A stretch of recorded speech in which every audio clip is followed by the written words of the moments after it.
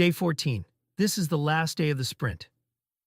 24 hours from now, 336 hours will have elapsed since your last cigarette or your last vape, and the clinical timeline will read sprint complete. Let's be precise about what that completion means. Not emotionally, but biochemically and physiologically. Brain receptor density has returned to non-smoker baseline. The nicotinic acetylcholine receptor upregulation that drove the intensity of early withdrawal, the surplus receptors, the unoccupied demand, is resolved. Your brain's cholinergic architecture is structurally comparable to someone who has never used nicotine. Habit loop replacement is neurologically established. Behavioral neuroscience research confirms that 14 days of consistent behavior change establishes new neural pathways sufficiently to make the new response more automatic than the old one. Non-smoking responses to former triggers now require less deliberate effort. The default has changed. Cilia function is at approximately 80% of non-smoker capacity and continuing to rise. Bone density loss from smoking has halted. Mitochondrial function is enhanced. The mesolimbic reward system no longer prioritizes nicotine-associated cues above natural rewards. Every organ system shows measurable improvement from the baseline of day 1, hours 313 through 336. At hour 313, the final day begins with what the clinical timeline calls a sense of approaching completion. But let's track the physiology, not the psychology. At hour 314, static lung compliance has measurably improved. Compliance is the measure of how easily the lungs expand, the elasticity and distensibility of lung parenchyma. Smoking damages elastin and collagen in lung tissue, reducing compliance. As the destruction of structural proteins has stopped and repair has progressed, lung compliance has improved. The mechanical work of breathing is lower. Each breath requires less effort. At hour 315, circulating endothelial progenitor cells, depleted during smoking, are at significantly elevated levels in the bloodstream. These stem cell-like cells are being dispatched to sites of endothelial damage across the vascular system, coronary arteries, cerebral vessels, peripheral arteries. They home to injury sites and incorporate into the endothelial layer, restoring vascular integrity from within. At hour 316, the intestinal microbiome is shifting toward a healthier composition. Smoking alters gut microbiome diversity, reducing protective species and enabling pathogenic ones. As the smoking-associated chemical environment in the gut clears, the microbiome is recalibrating. Mood, immune function, and metabolic health all have connections to gut microbiome composition. The healing here is not confined to the gut. At hour 317, scalp microcirculation has improved, enhancing nutrient delivery to hair follicles. Hair follicle recovery is visible over a longer time frame, but the vascular foundation, improved blood flow to the follicle, is already in place at day 14. At hour 318, catecholamine secretion from the adrenal medulla has returned to baseline. The body's stress response system is recalibrated. Epinephrine and norepinephrine are released in proportion to actual stressors, rather than chronically elevated by nicotine stimulation. The baseline state of the nervous system is no longer fight or flight. At hour 319, verbal fluency and processing speed, transiently impaired during acute withdrawal, have returned to pre-cessation function. Words come easier. Thoughts organize more quickly. The cognitive function that nicotine appeared to support was, in part, simply the reversal of the cognitive impairment that nicotine withdrawal itself caused. At hour 320, extrinsic tobacco staining on enamel has ceased progressing. Salivary pellicle is re-establishing normal protective function on tooth surfaces. Existing stains don't reverse without dental intervention, but their progression has stopped. At hour 321, maximum exercise capacity continues to improve. Oxygen delivery, cardiac output, and skeletal muscle oxygen extraction are working synergistically. The physical capability available to you today is measurably greater than it was 14 days ago. At hour 322, the dose-response relationship between smoking and cancer risk has been interrupted. Every hour of cessation continues to bend this risk curve.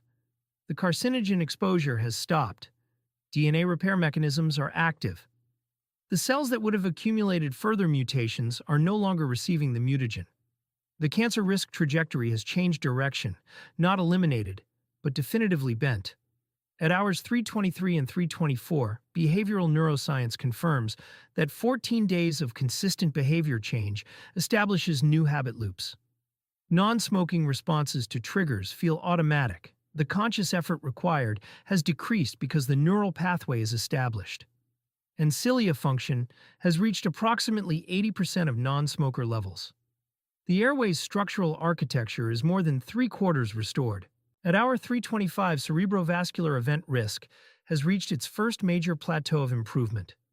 Stroke risk, elevated by smoking through multiple mechanisms including endothelial dysfunction, platelet hyperaggregability, elevated fibrinogen, and carotid intima media thickening, has improved across all of these vectors simultaneously. The combination of normalized platelet aggregation, normalized fibrinogen, improved endothelial function, and halted carotid intima media progression has produced a measurable reduction in stroke risk from day one baseline. At hour 3:26, regulatory T-cell populations are rebalancing. These T-cells, which modulate immune responses and prevent autoimmunity, had been skewed by nicotine's immunomodulatory effects. Their normalization restores the immune system's self-governance. It fights external threats and distinguishes them correctly from the body's own tissue. At hour 3:27, the synergistic damage of UV exposure and tobacco smoke on skin aging has been interrupted. Smoking accelerates photoaging through oxidative stress, reduced skin oxygenation, and collagen degradation, mechanisms separate from UV damage but compounding with it. At day 14, smoking's contribution to photoaging has stopped. The clock of tobacco-associated skin aging has been paused.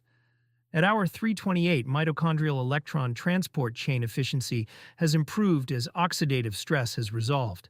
The cellular power plants are running more efficiently. ATP production is improved.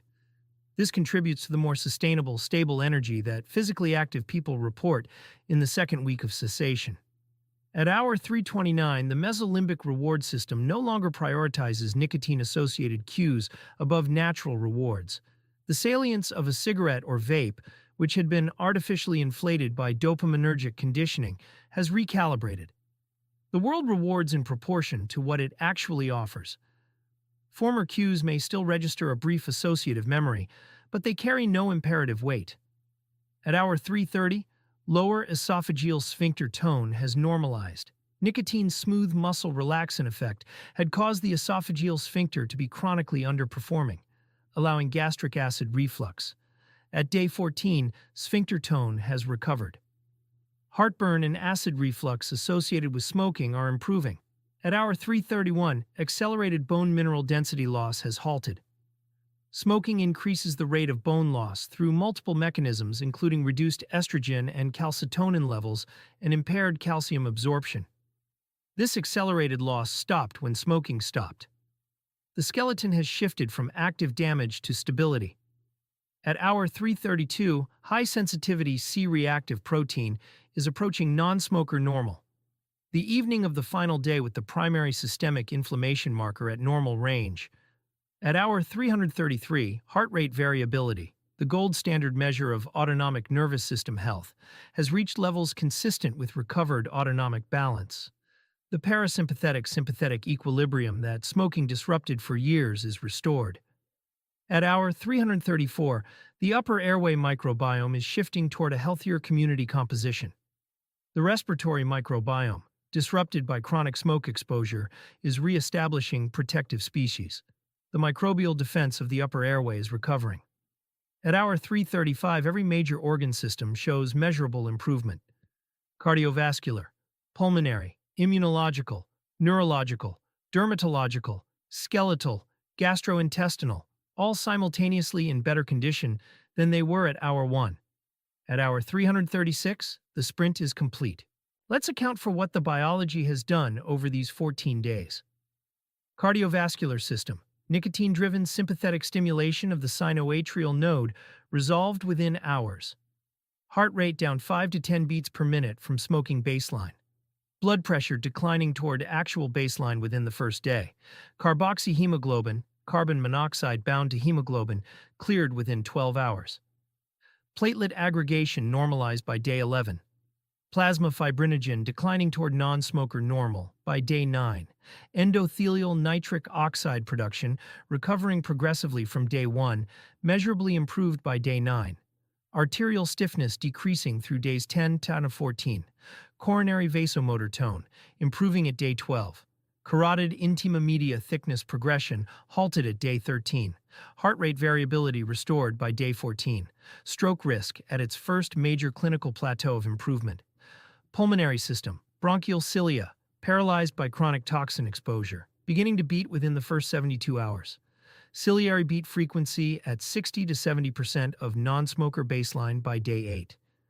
New cilia growing from basal bodies at day 9. Ciliary density at 75% by day 13 and 80% by day 14. Alveolar macrophage, function recovering through days 8 to 12. Pulmonary surfactant production normalized by day 9. Airway inflammation substantially resolved by day 11. FEV1 measurably improved by day 12. Lung compliance improved by day 14. Goblet cell hyperplasia beginning to reverse by day 8. Immune system, neutrophil chemotaxis and phagocytic function recovering from day 1, normalized by day 12. Natural killer cell activity approaching non-smoker baseline by day 8, reaching it by day 11. Secretory IgA and mucosal surfaces recovering through days 8 to 12, normalizing by day 12. T lymphocyte CD4-CD8 ratio rebalancing through day 9. Regulatory T-cell populations normalizing by day 14. Complement cascade normalized by day 10. Dendritic cell antigen presenting function restored by days 12-13.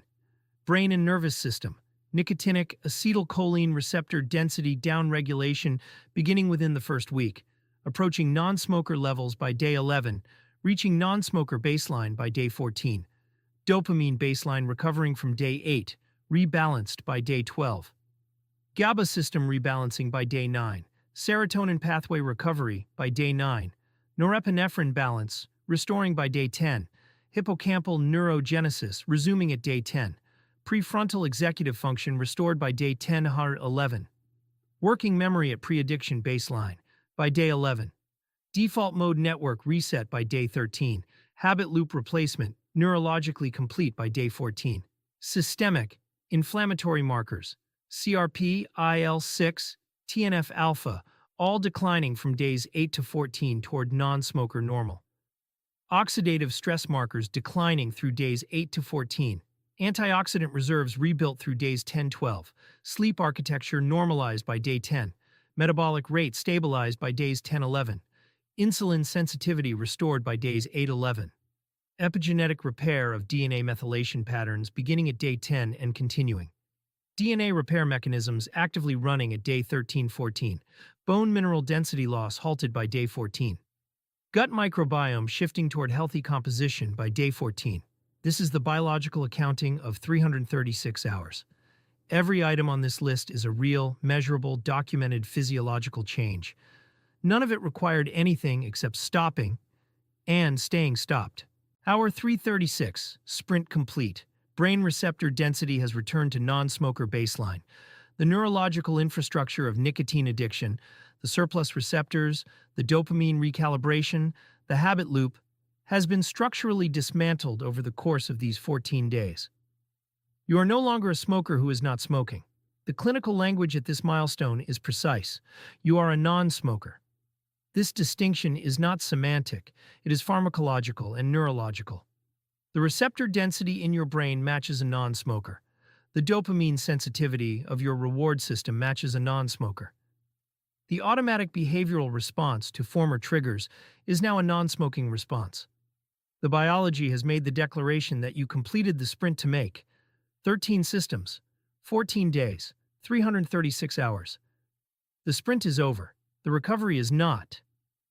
It continues for months, for years, with ongoing gains in pulmonary function, cardiovascular risk reduction, and epigenetic normalization. But the foundational sprint, the acute phase that most people never complete because they didn't know what they were doing, is done. What you built over these 336 hours cannot